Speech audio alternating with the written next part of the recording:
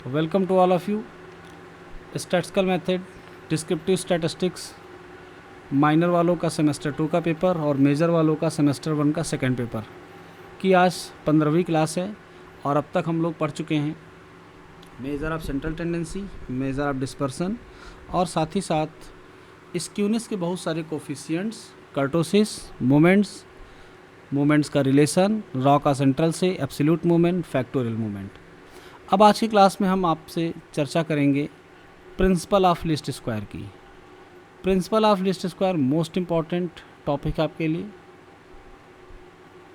और आज से लेकर जब तक आपको स्टैटिस्टिक्स पढ़नी है तब तक आपको इस प्रिंसिपल का नाम बार बार सुनने को मिलेगा, प्रिंसिपल ऑफ लीस्ट स्क्वायर।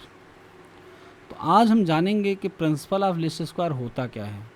और आपकी जानकारी के लिए बता दें, ये मोस्ट इम्पॉर्टेंट है, मोस्ट इम्पॉर्टेंट है। हम अगर इसको अच्छे से समझ लें प्रिंसिपल ऑफ लीस्ट स्क्वायर को, तो हमारे लिए बहुत सारी चीज़ें आगे आसान हो जाएंगी। अगर हम बात करें सेकेंड ईयर में इन्फ्रेंस के पेपर की, तो उत्कर्ष इन्फ्रेंस में एस्टिमेशन करने के लिए हम लोगों ने कौन कौन से मेथड पढ़े थे। Number 1 method of likelihood estimator, number 2 method of moments. बेटा ऑफ़ कर लो अपना माइक, ऑफ़ कर लो। जब आप घर से बाहर हों, सड़क पे हों, तो कतई माइक ऑन मत करिए। Maximum likelihood estimator, method of moments, method of minimum chi square, method of minimum variance, और इसी के साथ एक मेथड था मेथड ऑफ लीस्ट स्क्वायर। तो ये लीस्ट स्क्वायर का प्रिंसिपल बार बार आपको देखने को मिलेगा कहीं ना कहीं। तो हम सबसे पहले रियल लाइफ एग्जांपल को लेकर समझते हैं कि लीस्ट स्क्वायर का प्रिंसिपल होता किस लिए है और इसकी मदद से हम करते क्या हैं। ठीक है, तो पॉइंट नंबर 1, लीस्ट स्क्वायर की मदद से हम कर्व फिटिंग करते हैं। अब ये कर्व की फिटिंग करना होता क्या है, हम इसके बारे में भी आज डिटेल डिस्कशन करेंगे, ताकि आपको इस बात का आइडिया हो जाए कि कर्व फिटिंग अगर हम जब भी कहें तो उसका मतलब क्या है। चलिए हम एक रियल लाइफ एग्जांपल लेते हैं। हमारे पास एक स्कूल के 50 बच्चों के टेस्ट के नंबर्स हैं, और ये नंबर्स 0 से 100 के बीच में हैं। ये इनका मिनिमम और मैक्सिमम मार्क्स है। तो जब हम इन बच्चों के नंबर्स को यहाँ पर लिख दे रहे हैं और हम आपसे कहें कि इस दिए हुए डेटा को एक लाइन पर फिट करो, किस पे? लाइन पर। तो डेटा को लाइन पे फिट करने का मतलब क्या होता है?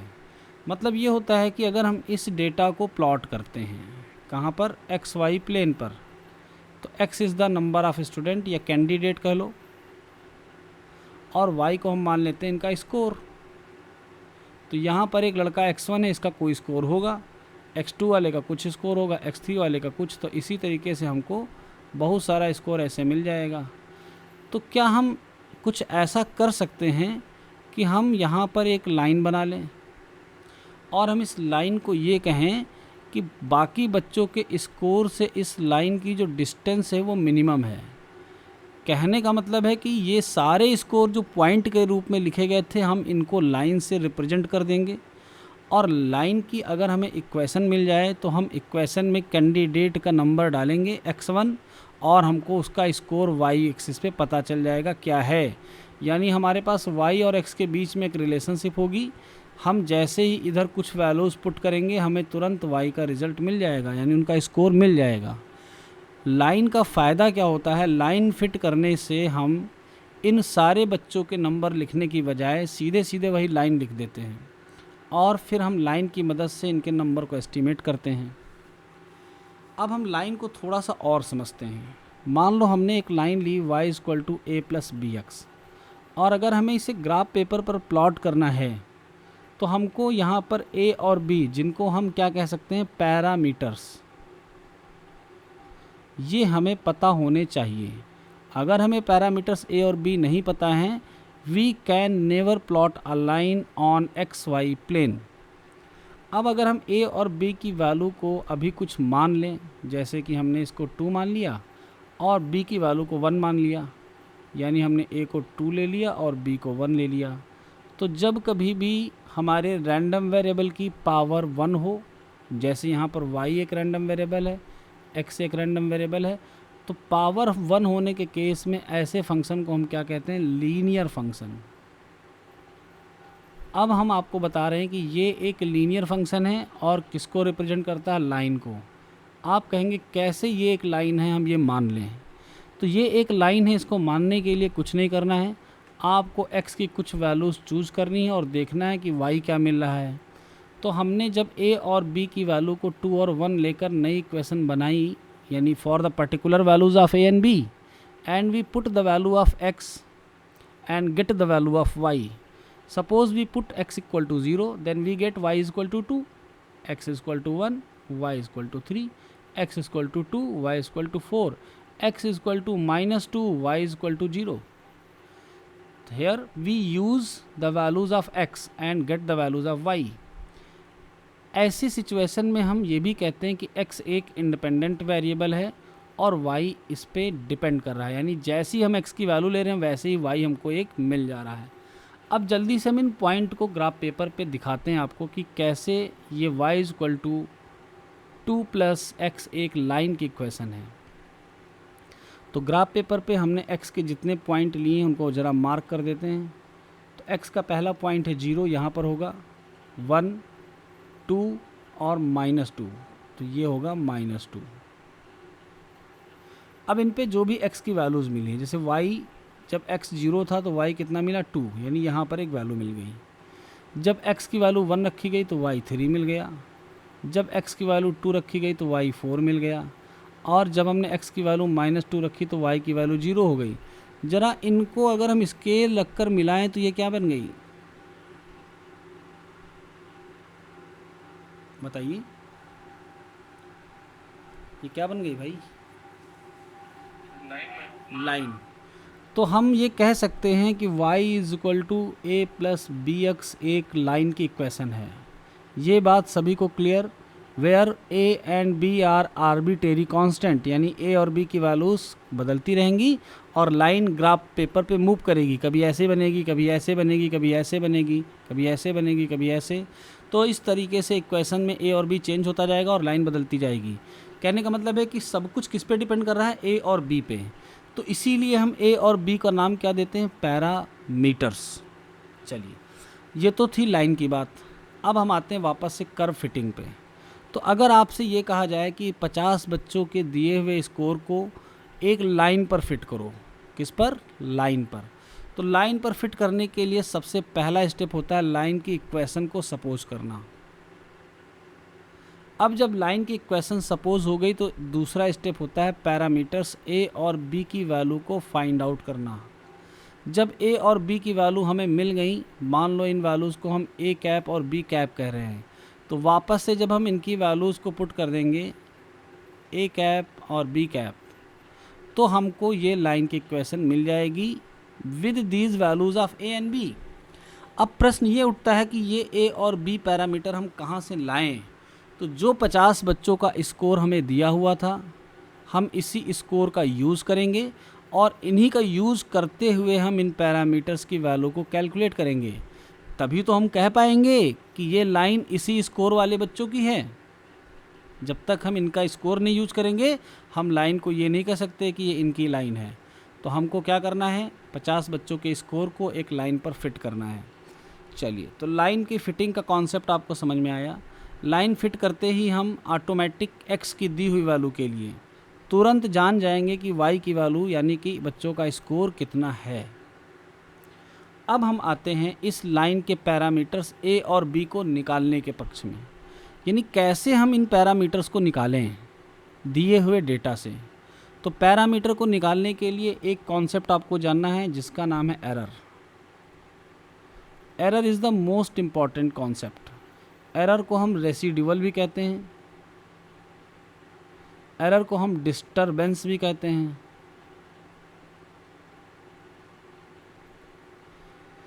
चलिए, एरर सबसे पहले हम जानते हैं कि एरर होती क्या है। अगर हम ये जान जाएं कि एरर है क्या, फिर हम देखेंगे कि एरर को हम कैलकुलेट कैसे करेंगे। और फिर हम ये भी देखेंगे कि एरर को हम कम कैसे करेंगे, क्योंकि एरर को कम करना ही हमारा अंतिम लक्ष्य है। एरर को हम कम क्यों करते हैं? ताकि हमारे सोचने में और करने में ज़्यादा अंतर ना रहे। जैसे आप सोचते हैं कि कल आप 24 घंटे में 8 घंटे की पढ़ाई करेंगे और आपने 8 घंटे की ही पूरी कर ली। सोचने वाले को हम कह सकते हैं एक्सपेक्टेड, यानी हमने इतना एक्सपेक्ट किया था कि इतने घंटे हम पढ़ाई करेंगे, और जितनी घंटे हम कर पाए उसको हम कहते हैं ऑब्जर्व्ड। तो हमारे पास दो वैल्यूज़ हो गई, एक ऑब्जर्व्ड और एक्सपेक्टेड। एक्सपेक्टेड वो जो हमने काम करने के पहले सोचा, ऑब्जर्व्ड वो जो हमको काम करने के बाद मिला। तो अगर हमने 8 घंटे सोचा और 8 घंटे कर ली तो हमारा एरर, यानी इन दोनों के बीच का डिफरेंस कितना हो गया? 0। ऐसी सिचुएशन में हम कहते हैं एरर है ही नहीं। अब ये एरर मान लो थोड़ी देर के लिए कि 8 घंटे सोचा और हम 4 घंटे पढ़ाई कर पाए, तो एरर की वैल्यू आ गई 4। तो एरर की जो वैल्यू आती है ये जितनी कम होगी उतना हमारे लिए अच्छा रहेगा, और ये कम होते होते कहाँ तक जाएगी? 0 तक। नेगेटिव में भी एरर जाती है, मान लो 12 घंटे पढ़ाई कर ली तो एरर हमारी प्लस में रहेगी, और 4 घंटे की तो माइनस में रहेगी। तो पढ़ाई के मामले में अगर हम ज़्यादा कर ले रहे हैं तो कोई दिक्कत नहीं है, लेकिन कुछ ऐसी चीज़ें होती हैं जहाँ पर हम न कम कर सकते हैं न ज़्यादा। फॉर एग्ज़ाम्पल, जैसे कि आपको स्कूल सुबह 9 बजे पहुँचना है, ये है स्कूल आने का टाइम। आपने सोचा, यानी एक्सपेक्ट किया क्या, कि हमें घर से स्कूल जाने में 10 मिनट का समय लगेगा, और आप 10 मिनट पहले यानी 8:50 घर से निकल लिए। लेकिन जब आप पहुंचकर घड़ी देख रहे हैं तो आपको रियलाइज़ हुआ कि हमको तो 15 मिनट लग गए, और आपकी एरर हो गई +5। कभी आप थोड़ा सा तेज़ कदमों से चले या आपने साइकिल तेज़ चलाई और 10 मिनट की जगह आप 8 मिनट में पहुंच गए, तो आपकी एरर हो गई -2। तो जब हमें स्कूल 10 मिनट में पहुंचना है तो हमारा टाइम कब वेस्ट नहीं माना जाएगा? जब हम 10 के जितना आसपास पहुंच जाएं, यानी जितना क्लोज हम 10 मिनट के रहेंगे उतना हमारा टाइम कम वेस्ट होगा। अगर हम जल्दी पहुंचेंगे तो हम उतनी देर खड़े रहेंगे, अगर हम देर में पहुंचेंगे तो हम लेट हो जाएंगे। जैसे कि किसी को ट्रेन पकड़नी है तो वो जल्दी वाली एरर तो कर सकता है, लेकिन क्या वो लेट वाली एरर कर सकता है? कभी नहीं। तो वहाँ भी अगर लेट हुई तो ट्रेन छूट जाएगी। और एरर, तो ये एरर जो होती है ये हमारे जीवन में हर जगह उपस्थित होती है। हम सोचते हैं एग्ज़ाम में हम 80 नंबर लाएंगे, स्कोर आता है 72, तो चलो एरर है -8 की, एक्सेप्टेबल है। कोई 80 सोच के जाए और इसका स्कोर 40 आ जाए तो इस एरर को लेकर वो परेशान रहेगा। That's why our prime motto is that we minimise this error. हम जितना एरर कम करेंगे उतना हमारे लिए अच्छा रहेगा। लाइन को फिट करने में एरर का कॉन्सेप्ट क्या है? जो हमारा एक्चुअल डेटा है वो ऐसे बटा हुआ मान लेते हैं, और जब हम कोई लाइन सपोज करते हैं तो वो इसके बीच से जाती हुई एक लाइन सपोज करते हैं, तो बाकी वैल्यूज़ की डिस्टेंस इस लाइन से जितना कम रहेगी उतना एरर में कमी रहेगी, क्योंकि लाइन हमारी उम्मीद है, एक्सपेक्टेड वैल्यू है, और ये सारी पॉइंट्स हमारे ऑब्जर्व्ड वैल्यू हैं। तो जितना ऑब्जर्व्ड वैल्यू लाइन के पास रहेगा एरर उतनी कम होगी, जितना दूर रहेगा एरर उतनी दूर होगी। अब लाइन को बनाते समय हम किस बात का ध्यान रखते हैं? मान लो 2 पॉइंट हैं और हम कहें कि एक लाइन ड्रॉ करो जिससे एरर कम आए, तो अगर हम लाइन यहाँ पे ड्रॉ करेंगे तो इससे तो एरर कम हो गई, लेकिन इससे क्या हो गई? बढ़ गई। मान लो हम लाइन को यहाँ पर ड्रॉ करते तो इससे एरर कम होती, लेकिन इससे बढ़ जाती। तो हम मोस्ट अप्रोप्रिएट लाइन ड्रॉ करते हैं बिटवीन दीज 2 पॉइंट्स। मान लो हमने बीचों बीच में ड्रॉ कर दी तो एरर इससे और इससे बराबर बराबर रही।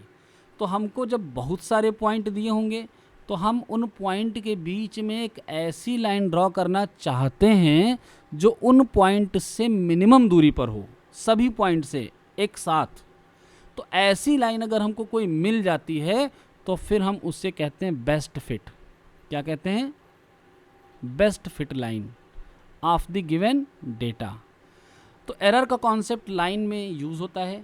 अगर हम किसी भी तरीके से लाइन को बनाते समय दिए हुए वैल्यूज़ पर 50 बच्चों के स्कोर पर अगर हम एक लाइन ड्रॉ करना चाह रहे हैं तो उस लाइन को बनाते समय अगर हमने एरर को मिनिमाइज़ कर लिया, तो हमारी वो लाइन बेस्ट फिट कहलाएगी और एरर उस ही लाइन से मिनिमम आएगी, उसके अलावा और किसी से मिनिमम नहीं आएगी।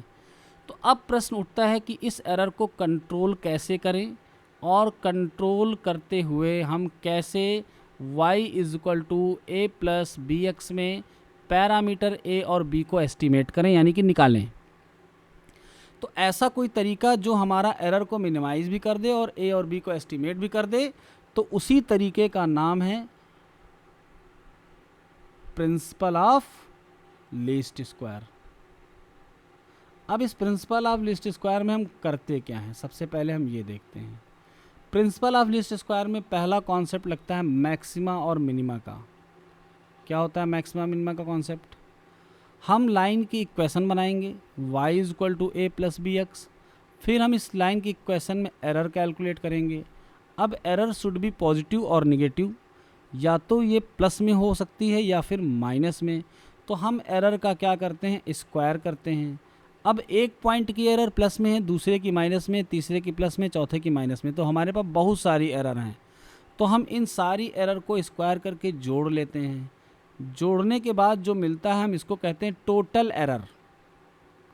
अब हमारा काम है इस टोटल एरर को मिनिमाइज़ करना।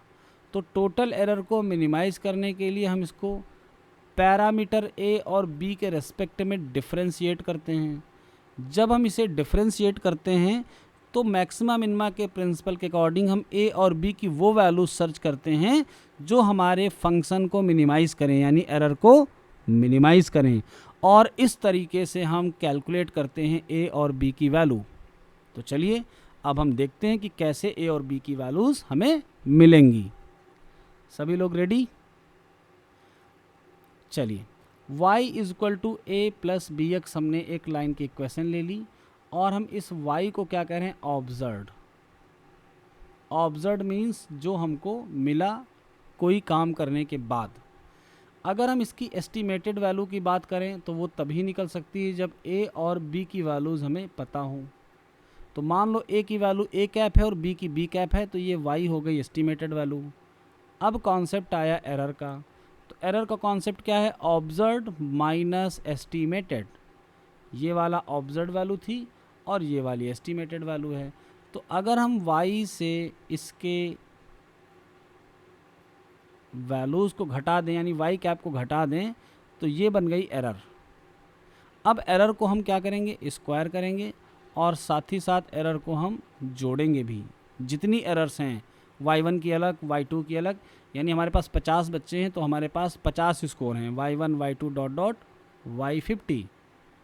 तो हम इन 50 बच्चों की अलग अलग एरर यानी E1, E2 और E50 निकालेंगे, फिर सबका स्क्वायर करेंगे, फिर सबको जोड़ेंगे। तो हम इसको सीधे सीधे कह रहे हैं sum of square due to error.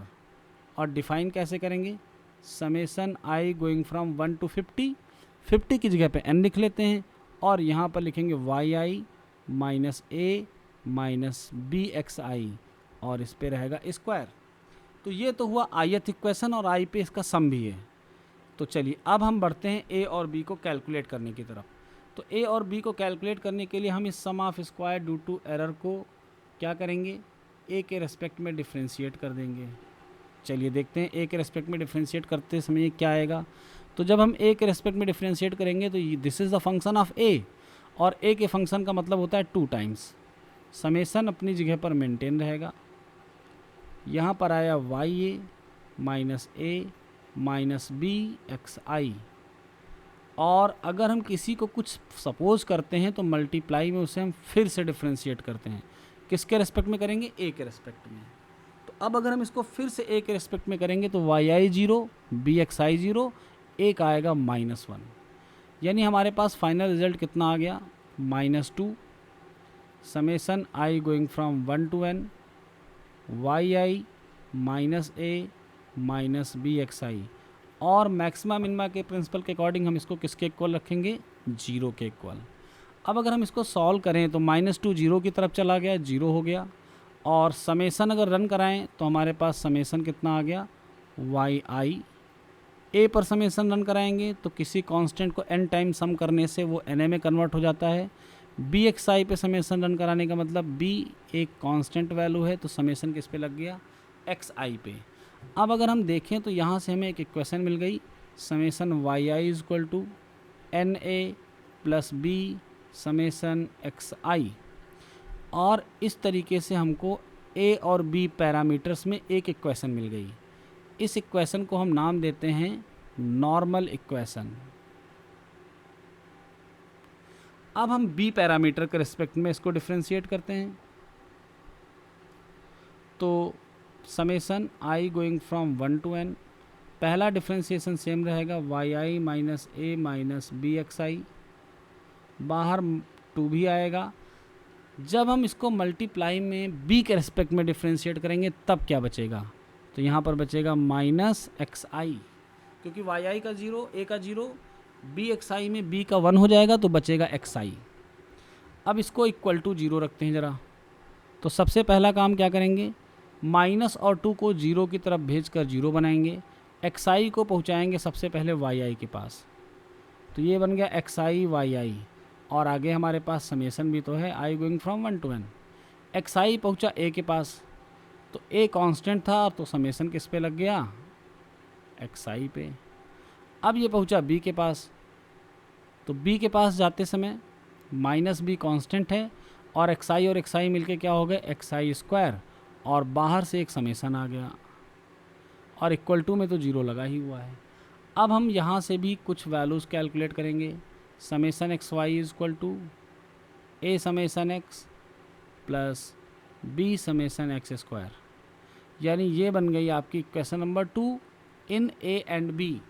अब इस ए और बी की जगह छोड़ दें अगर हम, तो बाकी सब हमें पता है, समेसन वाई आई पता है, समेसन एक्स आई पता है। मान लो हमारे पास वाई आई क्या थी, क्रॉप,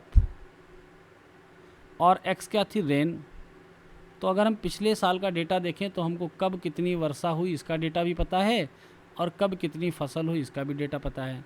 तो जब हमको वाई और एक्स पता है तो क्या हमें समेसन वाई नहीं पता है, समेसन एक्स नहीं पता है, समेसन एक्स वाई भी तो पता है, समेसन एक्स स्क्वायर भी तो पता है, क्योंकि हम इन्हीं का स्क्वायर करके ऐड कर लेंगे।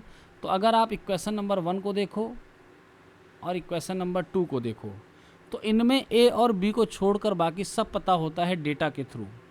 अब जब हमको सब कुछ पता है तो हम इन 2 इक्वेशन को सॉल्व करके क्या ए और बी की वैल्यू नहीं निकाल सकते, हाँ या ना? अगर हमने ए और बी की वैल्यूज़ दोनों इक्वेशन से निकाली, फिर हमने इसको पुट कर दिया इस वाली लाइन में, तब हम कहेंगे कि लाइन फिट हो गई दिए हुए डेटा पर। लाइन को दिए हुए डेटा पर फिट क्यों माना जाए, क्योंकि जो summation X summation Y summation X Y ये सब हमने कहाँ के यूज किए, दिए हुए डेटा के यूज किए। तो इस तरीके से ए और बी की जो वैल्यू निकल कर आएगी वही कहलाएगी एस्टिमेटेड वैल्यूज़ ऑफ पैरामीटर्स। और जब हम ए और बी की वैल्यू को इक्वेशन में पुट कर देंगे तो हम इस लाइन को क्या कहेंगे, बेस्ट फिट लाइन। तो आपने एक साथ कितनी चीज़ें जानी आज? सबसे पहली चीज़ आपने क्या जानी, लाइन के इक्वेशन कैसे वो प्लॉट होती है। दूसरी चीज़ आपने जानी कि हम एरर क्या होती है, हमारी लाइफ में एरर का क्या रोल होता है, हमारी कोशिश क्या होती है हम एरर को मैक्सिमाइज़ करें या मिनिमाइज़ करें। एरर को आपने फील भी किया, एरर एक्चुअल में है क्या, जो हम सोचते हैं जो हम करते हैं उन्हीं के बीच का डिफरेंस। फिर हमने जाना कि लाइन के इक्वेशन के पैरामीटर्स को निकालने के लिए हम किसका प्रिंसिपल लगाएंगे, प्रिंसिपल ऑफ लीस्ट स्क्वायर का। तो आपने लीस्ट स्क्वायर भी तो जान लिया क्या होता है, प्रिंसिपल ऑफ लीस्ट स्क्वायर। फिर मैक्सिमम मिनिमा के प्रिंसिपल को लगाकर जब हमने लीस्ट स्क्वायर यूज किया तो हमको ए और बी की एस्टिमेटेड वैल्यू मिली। अब आपको हम बताते हैं इस लाइन को बनाने का यूज़ क्या है।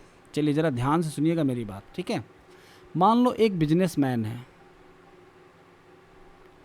एक्स एक्सिस पे उसने लिया है ईयर 1999, 2000, 2001, 2002, इसी तरीके से 2050 तक का उसने लिख रखा है। अब उसके पास जो डेटा अवेलेबल था वो 1999 से लेकर 2022 यानी आज तक का डेटा अवेलेबल था। तो इसने इस चुने हुए डेटा से क्या किया, एक लाइन फिट कर ली और उस लाइन को ग्राफ पेपर पे ऐसे ड्रॉ कर दिया। अब ऐसे ड्रॉ करने में 2022 तक की तो वो लाइन ही थी, लेकिन अगर वो दुकानदार ये जानना चाहे कि 2025 में हमारी सेल कैसी होने वाली है, तो वो यहाँ से वाई एक्सिस पर जाकर देख सकता है कि उसकी सेल घटेगी या बढ़ेगी। इस लाइन को बनाते समय हमने प्रीवियस डेटा के ट्रेंड का यूज़ किया, यानी प्रीवियस डेटा का प्रचलन क्या था, बढ़ने का या घटने का, और कॉन्सेप्ट लगाया था प्रिंसिपल ऑफ लीस्ट स्क्वायर का। तो लाइन हमको फ्यूचर प्रेडिक्शन भी तो बता रहा है। आप लोग पेपर में पढ़ते होंगे 2030 में भारत की जनसंख्या 1.5 अरब हो जाएगी।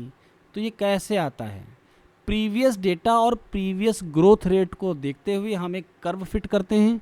अब जनता यानी पॉपुलेशन की इंक्रीमेंट में हम कर्व लीनियर नहीं रखते हैं, क्योंकि जो जनसंख्या का इंक्रीमेंट होता है वो लाइन में नहीं बढ़ता है। आज 2 है तो कल 4 होगा, तो परसों 8 होगा तो 16 होगा। तो इसका कर्व बिल्कुल ऐसे चलता है, पैराबोला की टाइप। तो हम एप्रोप्रिएट कर्व फिट करते हैं दिए हुए डेटा पर। ज़रूरी नहीं कि हम हर डेटा पर लाइन फिट करें, हम उस डेटा पर पैराबोला भी फिट कर सकते हैं, यानी क्वाड्रेटिक कर्व।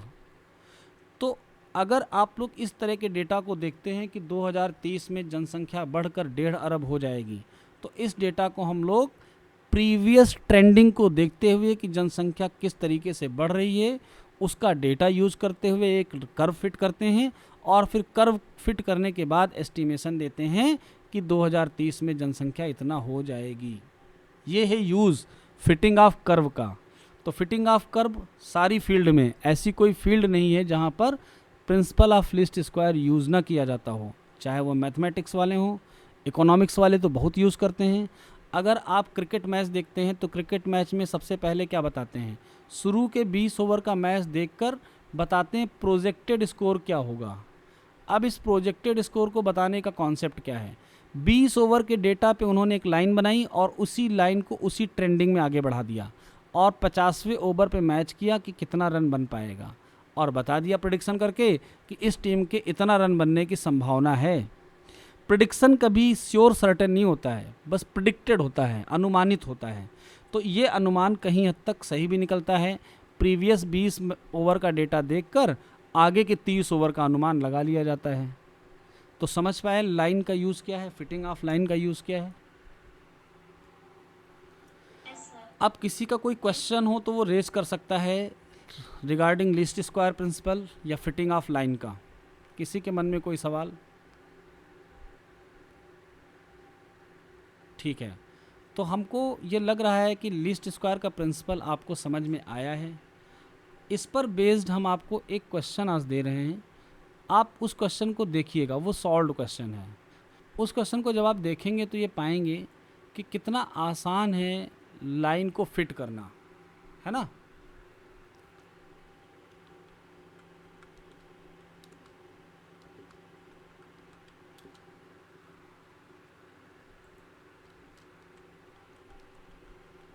जिनके पास बुक्स हैं वो बुक में भी इसको सर्च करके देख सकते हैं कि कैसे लाइन फिट होती है। अगर आपको लाइन फिट करनी आ गई तो लाइन के साथ साथ आप पैराबोला या इस तरीके की चीज़ें भी फिट कर सकते हैं। ठीक है, तो देखते हैं एक न्यूमेरिकल क्वेश्चन हमें यहाँ पर दिया हुआ है।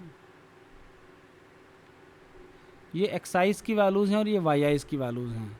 बाकी का कैलकुलेशन आप मत देखिए, ये कैलकुलेशन इन्होंने अपने हिसाब से किया है, हम लोग जो अपने हिसाब से कर रहे थे वैसे ही करेंगे। चलिए, इसमें हमारा डेटा इनसफिशिएंट है और ज़्यादा नहीं है, तो हम कोई दूसरी फाइल ओपन करके दिखाते हैं आपको।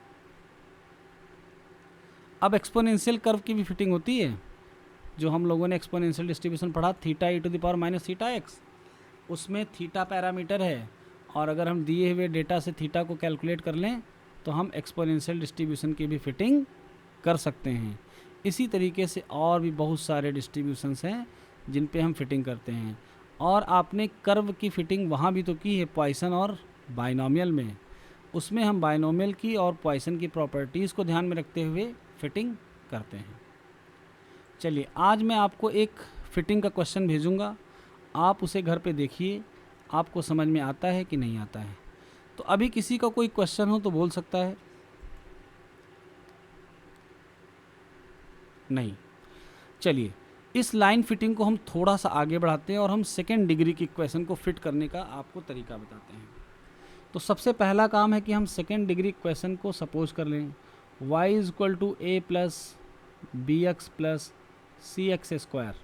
साथ ही साथ हम वो भी लिखेंगे जो हमने अभी लिखा था, y is equal to A plus B X. अब आप फिटिंग करते समय एरर निकालोगे, स्क्वायर करोगे, सम करोगे, फिर डिफ्रेंशिएट करके तब नॉर्मल इक्वेशन बताओगे।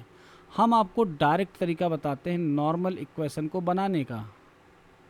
देखिए आप कैसे नॉर्मल इक्वेशन बना पा रहे हैं। y is equal to A plus B X में हम एक समेसन अगर रन करा दें तो समेसन y a पर समेसन होगा तो na हो जाएगा और b समेसन x। तो आप देखिए इस लाइन पर जैसे ही हमने समेसन रन कराया, क्या हमारी पहली नॉर्मल इक्वेशन नहीं आ गई? दूसरी नॉर्मल इक्वेशन पाने के लिए हम इसी इक्वेशन को x से मल्टीप्लाई करेंगे और फिर हम इस पर समेसन रन कराएंगे। तो अब की बार समेसन रन कराएंगे तो summation X Y, A constant तो समेसन एक्स और यहाँ पर बी कांस्टेंट तो समेसन एक्स स्क्वायर। अब आप देखिए क्या आपकी दूसरी नॉर्मल इक्वेशन नहीं आ गई? तो आपको ये नॉर्मल इक्वेशंस रटनी भी नहीं है, आप इनको दिए हुए कर्व से बहुत ही आसानी से निकाल सकते हो। चलिए हम इस पे निकाल कर दिखाते हैं आपको इक्वेशन। तो सबसे पहले इक्वेशन आएगी summation Y N A B summation X और सी समेसन एक्स स्क्वायर। दूसरी के लिए हम इसको एक्स से मल्टीप्लाई कर देते हैं, summation X Y A summation X B summation X square C summation X cube. अब आपको दिख रहा होगा कि यहाँ पर पैरामीटर 3 हैं। 3 पैरामीटर को एस्टिमेट करने के लिए हमारे पास कितनी इक्वेशन होनी चाहिए? 3। तो अभी हमारे पास 2 आई हैं, एक और आएगी। कैसे? हम अब की बार एक्स स्क्वायर से मल्टीप्लाई करेंगे तो आएगा एक्स स्क्वायर वाई और ए एक्स स्क्वायर और बी एक्स क्यूब, फिर आएगा सी एक्स टू द पावर 4। तो ये 3 इक्वेशंस जो नॉर्मल इक्वेशंस कहलाती हैं, आप देख सकते हैं कि कैसा भी कर्व हो हम इसको बहुत ही आसानी से बिना डिफ्रेंशिएशन के कैलकुलेट कर सकते हैं। तो प्रिंसिपल आप इस स्क्वायर को अगर हम थोड़ा सा जनरलाइज कर लें तो हम कितनी डिग्री का पॉलिनोमियल लेंगे, या अभी तक हमने लीनियर किया क्वाड्रेटिक किया, तो जनरलाइज करने का मतलब n डिग्री का पॉलिनोमियल लेना। तो इसमें जो क्वेश्चन हमने करवाया है वो एक्चुअली में k डिग्री के पॉलिनोमियल के साथ हैं। k डिग्री के पॉलिनोमियल का मतलब टोटल अननोन कांस्टेंट कितने हो जाएंगे? k+1। k+1 इसलिए क्योंकि एक स्टेप में हमारे x होता नहीं है। देखिए आप यहाँ पर कितना है k और यहाँ पर है a0, तो 1 से लेकर k तक तो k ये हो जाएंगी और एक a0 हो जाएगा, यानी k+1 हमारे पास अननोन कांस्टेंट होते हैं। तो ये k प्लस इक्वेशन कैसे आई? इसी में x से पहले हमने समेसन रन कराया, फिर x से मल्टीप्लाई करके समेसन रन, फिर xi स्क्वायर, फिर इसी तरीके से x की पावर k। तो नॉर्मल इक्वेशन को हम जनरलाइज भी कर सकते हैं अगर हमारे पास k डिग्री का पॉलिनोमियल है। तो इस k डिग्री के पॉलिनोमियल वाले प्रूफ को थोड़ा सा देखिएगा आप लोग। सिमिलरली वैसे ही है जैसे अभी हमने आपको करवाया। इसके बाद फिटिंग ऑफ स्ट्रेट लाइन इसमें अलग से दिया हुआ है, वो हमने आपको पूरा करवा दिया, पढ़ना है आपको इसे घर पे। फिर सेकेंड डिग्री का पैराबोला कैसे फिट किया जाता है इसका भी इसमें उल्लेख है। और फिर नेक्स्ट है bivariate population and bivariate distribution. तो बाईवेरिएट पॉपुलेशन और बाईवेरिएट डिस्ट्रीब्यूशन एक्चुअली में आते ही तभी हैं जब रैंडम वेरिएबल 2 हो जाएं। तो अभी अभी हमने एक एग्जांपल दिया था क्रॉप और रेन का, तो ये एक तरह से बाईवेरिएट ही तो है, एक x वेरिएबल है और एक y वेरिएबल है। तो इसमें बताया जा रहा बाईवेरिएट पॉपुलेशन होती क्या है या डिस्ट्रीब्यूशन होता क्या है। If for every values of x we know a corresponding values of a second variable y, अगर x की हर एक वैल्यू के लिए हम y की भी एक वैल्यू जानते हैं, इसका मतलब ये दोनों एक दूसरे से कनेक्टेड हैं और होल डेटा कहलाता है बाईवेरिएट डेटा। अब कैसे हम एग्जांपल आपको दें? मान लेते हैं कि x क्या है? x है हमारे घर में आने वाला डेली नीड्स का सामान और y क्या है? हमारी इनकम। तो क्या x y पे डिपेंड करेगा? यानी हमारे घर में जो सामान आता है क्या वो y पे डिपेंड करेगा? या हम अगर y को खर्चा माने एक्सपेंडिचर, तो क्या डेली नीड्स जो आता है एक्सपेंडिचर उस पर डिपेंड कर रहा है? अगर हम सामान ज़्यादा मंगाएंगे तो एक्सपेंडिचर ज़्यादा होगा, कम मंगाएंगे तो कम होगा, एवरेज मंगाएंगे तो एवरेज होगा। तो इस तरीके से हम रिलेशनशिप तो देख ही रहे हैं वाई और एक्स में। तो ये रिलेशनशिप क्या कहलाती है? बाई वेरिएट, यानी जब कभी भी दो वेरिएबल एक दूसरे से क्लोजली रिलेटेड होने लगें तो ऐसे डेटा के सेट को हम बाई वेरिएट डेटा सेट कहते हैं, और जो भी इनसे डिस्ट्रीब्यूशन बनता है उसे हम बाई वेरिएट डिस्ट्रीब्यूशन कहते हैं, यानी रैंडम वेरिएबल दो होंगे। तो बस इस वाली पीडीएफ में लिस्ट स्क्वायर की इतना ही, और एक क्वेश्चन जो हम आपको भेजेंगे वो आप करेंगे तो आपके कॉन्सेप्ट और क्लियर हो जाएंगे। आज की क्लास यहीं तक। किसी का कोई क्वेश्चन है तो बोल सकता है।